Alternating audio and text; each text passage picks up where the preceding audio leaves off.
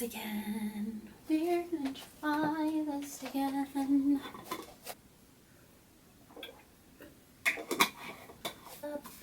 it off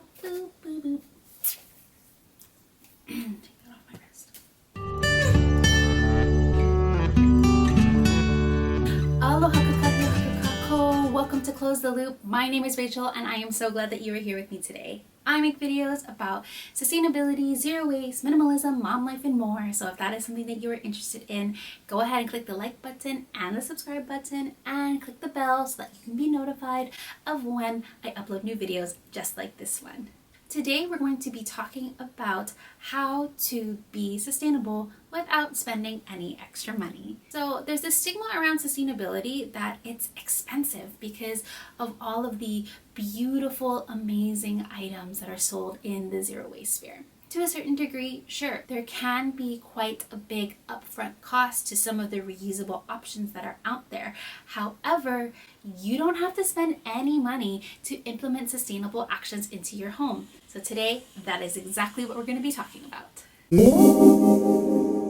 So you want to change some habits in your life and want to participate in sustainability a little more, but then you log on to Instagram and you see the beautiful pantries full of the perfectly curated bulk jars with the beautiful embossed labels, or you see the stacks of stainless steel tiffins, or the glass straws and the bamboo utensils, and then you get overwhelmed. So I'm just gonna say, stop right there. Don't do it. Don't log on to Instagram. Don't look for inspiration. Think practical. The first thing that you're going to want to ask yourself is, what changes do I actually want to make? Step back and take a look at your lifestyle as is. What changes do you want to make? What changes are you not ready to make? And then go from there and start to shift your mindset first on the different changes that you could possibly need to make in your life. Step number 2 is to assess your wants versus your needs. A lot of the times when you do the thing where you log on to Instagram or you go on all the zero waste shops, yeah, you think that you need it all. But I'm going to say stop there. Don't log on just yet. Assess what you actually need or want. So first, write down everything that you want. Dream big. All the things that you could possibly want. Maybe it's the tiffins, maybe it's all the stasher bags, maybe it's the unpaper towels or the glass teapot or the pour over coffee, right? Whatever that looks like for you, write it all down. Dream big. Then really look at it and scale it back to what you actually need in order to accomplish those changes and those habits that you want to make in your life. The next thing that you're going to want to do is you're going to want to look at what you already own. I guarantee you that majority of the items that you need to be more sustainable in your life are already in your household. For example, here are a few things that you can use in order to maintain a more sustainable lifestyle. Number 1 is utensils. You do not need to go out and buy a separate set of utensils for your takeaway, for your takeout, for those restaurants that don't use reusable cutlery. Trust me, just use the silverware and the utensils that you have at home. They work just as well. You won't have to pay any money.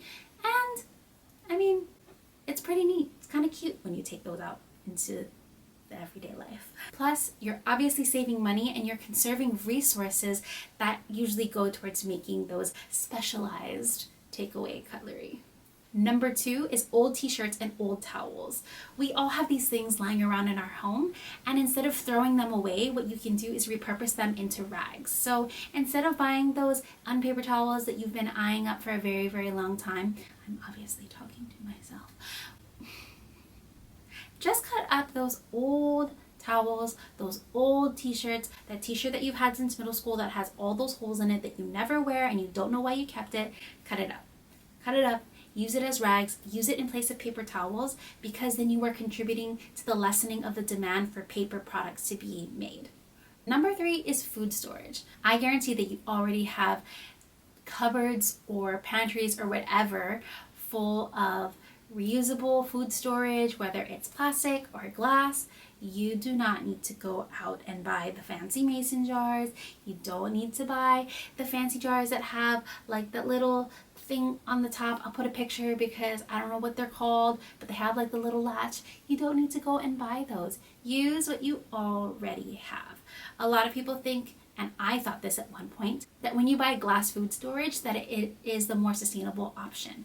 However, broken glass can't be recycled, so if it breaks, you can't recycle it, but also you can't necessarily recycle it anyway because glass used in things like Pyrex are treated differently and the chemical composition is changed, therefore it cannot be recycled with other forms of glass. So, long story short, just use that plastic food storage that you already have until the day you die, and use it well and love it well and use it for all eternity, because that is more sustainable than going out and buying new stuff.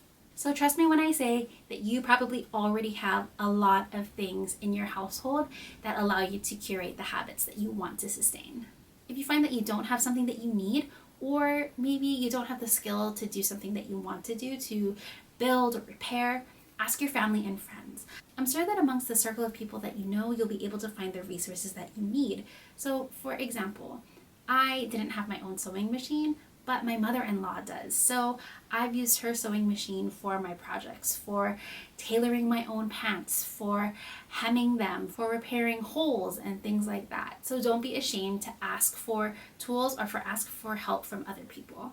The last thing that you can do is you can join a Facebook group, one that's either a buy and trade and sell or even a donation page.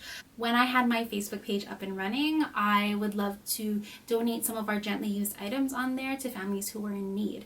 And if you are one of those families that are in need, don't be ashamed to get on those pages and to get those things, because you can get them for free, or even on the buy and sell pages, you can get things for really, really inexpensive.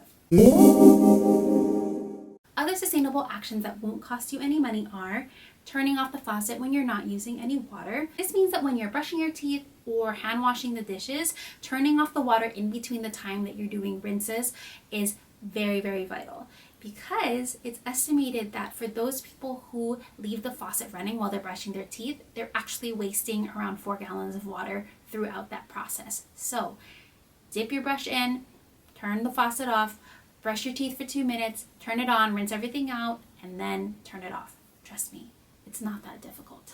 And you save water and lower your water bill. Next is composting. Some people think that composting takes a lot of money to start, but it really doesn't. Even in our household, where I don't necessarily have a place in our backyard to do a pile, which is what I would theoretically is most ideal and what I would want to do, we already had a bin, a big plastic bin that was already filled with dirt. And when I put the food scraps inside, before I had even gotten worms, because I wanted to do worm composting, there were already wormies inside when I put the food scraps in. And that was amazing because our compost bin is up on the back of a bed of a truck. So you never know. We also ended up getting worms from a friend for free and paper shreds from her as well.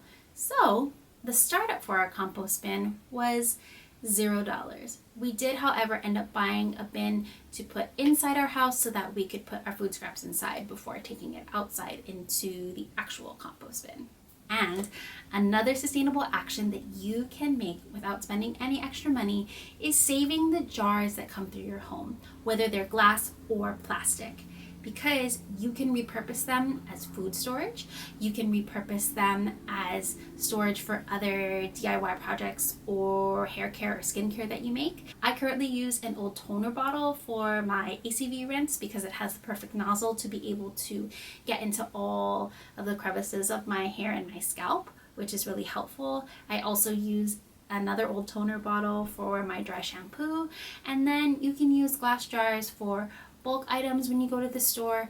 You could also use them just as basic food storage. I've seen people use them for storing food in the freezer, or even just storing in their bag, or even just storing in their bag so that they can have somewhere to put extra food if they go out to a restaurant.